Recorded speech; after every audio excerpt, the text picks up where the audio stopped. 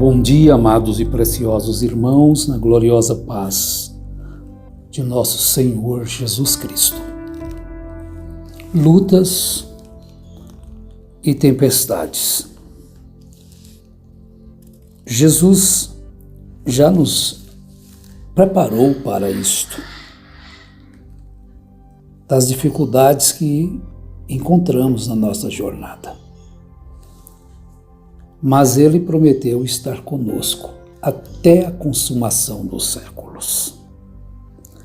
Se estamos vivendo no século 21, Ele esteve com aqueles que viveram servindo-o no século I, nos demais séculos, e está também conosco, que estamos servindo-o neste presente século. Satanás sempre procura enfraquecer a nossa confiança no Supremo, Deus. Mas ele sempre mostra, na verdade, quem é o vencedor, quem é o forte. É Ele. Em Mateus capítulo 8, verso 23 ao 27, nós encontramos um episódio de Jesus acalmando uma tempestade. Entrando ele no barco, seus discípulos o seguiram. De repente, levantou-se no mar uma grande tempestade, de sorte que o barco era varrido pelas ondas. Ele, porém, estava dormindo. Os seus discípulos aproximaram-se e o despertaram, dizendo: Senhor, Mestre, salva-nos, estamos perecendo. Ele lhes disse: Por que temeis, homens de pequena fé? Então, levantando-se, repreendeu os ventos e o mar, e seguiu-se grande bonança. Aqueles homens se admiraram, dizendo: Quem é este, que até os ventos e o mar lhe obedecem? Este é o nosso Mestre. Este é o nosso Senhor. Este é o nosso Salvador. Você tem Ele aí no seu coração, em você.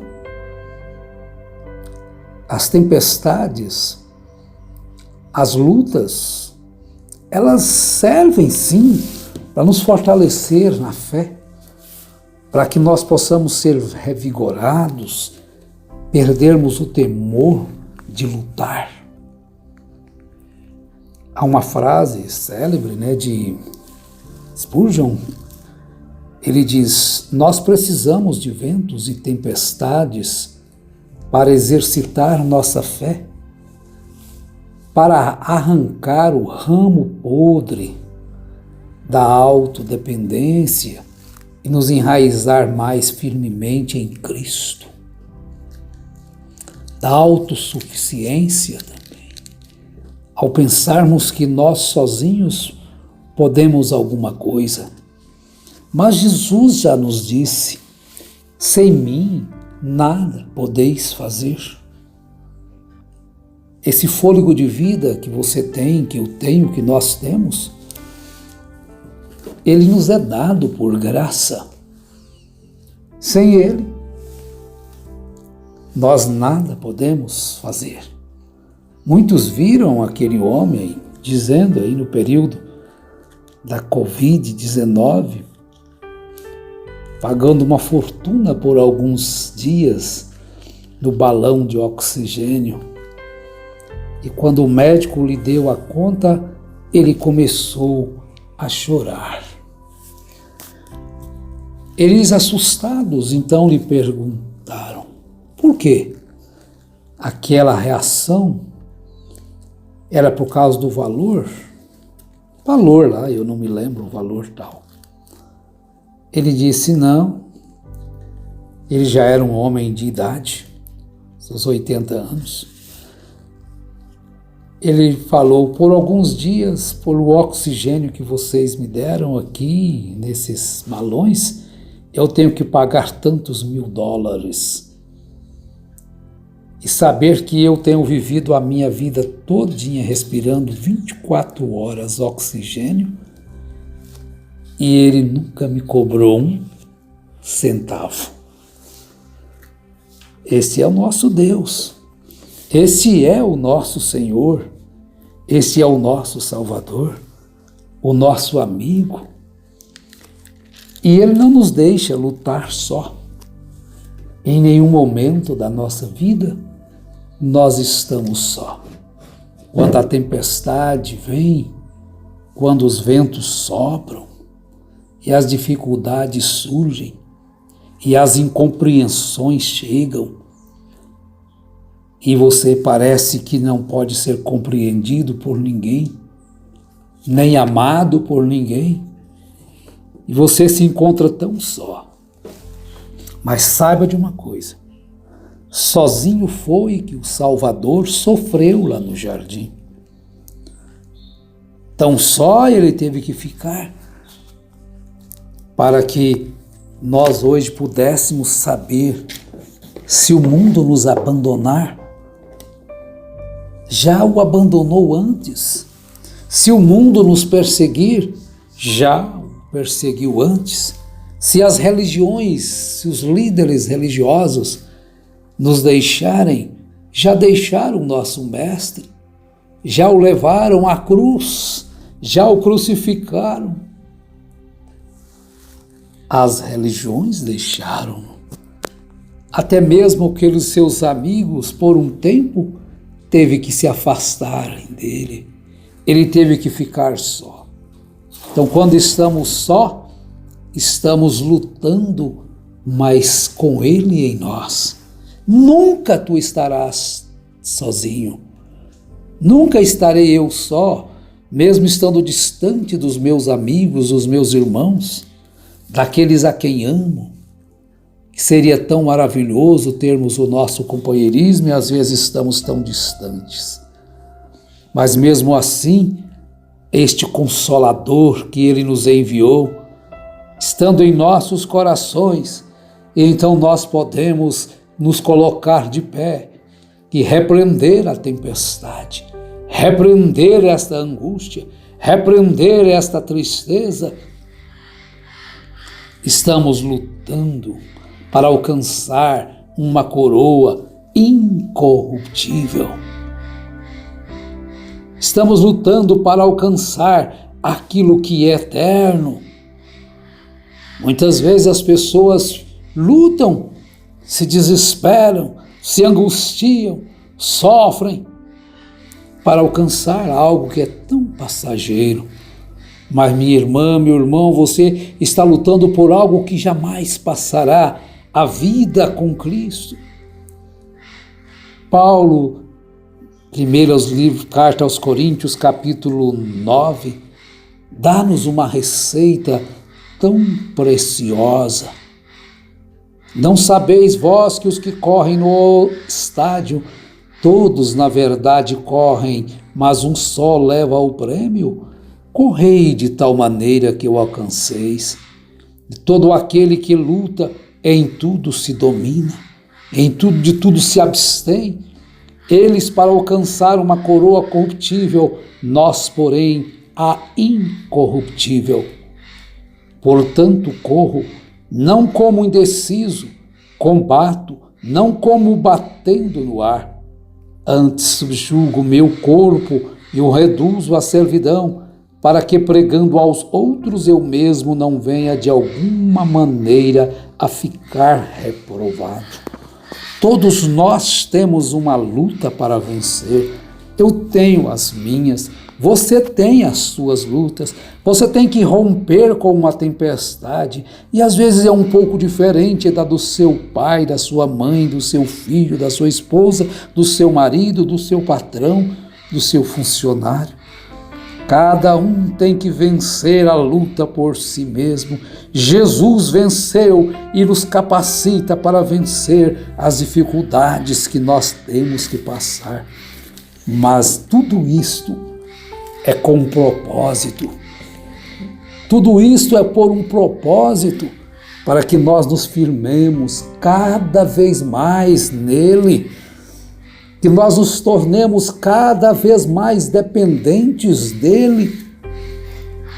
Nós precisamos estar dependentes dele. Todos os apóstolos sabiam disto e passaram isto para aqueles aos quais eles estavam ensinando. Olha, para que aquilo que não pode ficar em nós saia, os ramos podres, nós ficarmos livres, mas sermos todos fortalecidos na palavra, firmes. Então, propondo isto nesta manhã, a encorajar-nos, a firmarmos-nos pela verdade cada vez mais.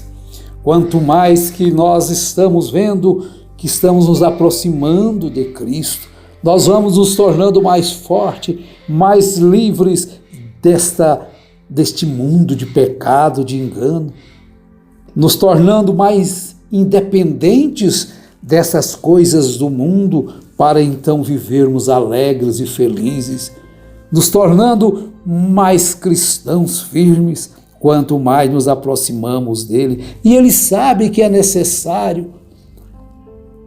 A natureza sabe que é necessária para que aqueles galhos podres caiam, para que aquelas folhas caiam. Aquilo vai servir de adubo lá embaixo para fortalecer os pais. Olha, vamos trabalhar a fim de fortalecermos na palavra, amando a Deus sobre todas as coisas e ao nosso irmão como a nós mesmos. Propondo estas coisas aos irmãos, serás bons ministros de Cristo Jesus, alimentando com as palavras da fé e da boa doutrina que tens seguido. A doutrina dos apóstolos e dos profetas. É isso que nós temos proposto para vós, sem desviar-nos nem para a esquerda nem para a direita, não colocando o nosso acho, mas ficando conforme ela é dada a nós e é revelada pelo Espírito Santo. Mas rejeita as fábulas profanas e das velhas e de velhas e exercita-te a ti mesmo na piedade. Pois o exercício físico para pouco aproveita, mas a piedade para tudo é proveitosa, tendo a promessa da vida presente e da que há de vir. Oh, proveitosa piedade, da vida que estamos encarando, encaixarmos-nos nela. Fiel é esta palavra e digna de toda aceitação. Para isto é que trabalhamos e lutamos, porque esperamos no Deus vivo, que é o Salvador de todos os homens, principalmente dos fiéis. Manda estas coisas e ensina-as. Vamos juntos, meus irmãos, sem desfalecermos, lutando pela fé, seguro nisto, nesta palavra bendita, deixada a nós através dos seus apóstolos, através dos profetas, que veio até nós por uma corrente, por uma ponte de sangue, mas aqui nós temos ela e podemos ler e podemos obedecê-la.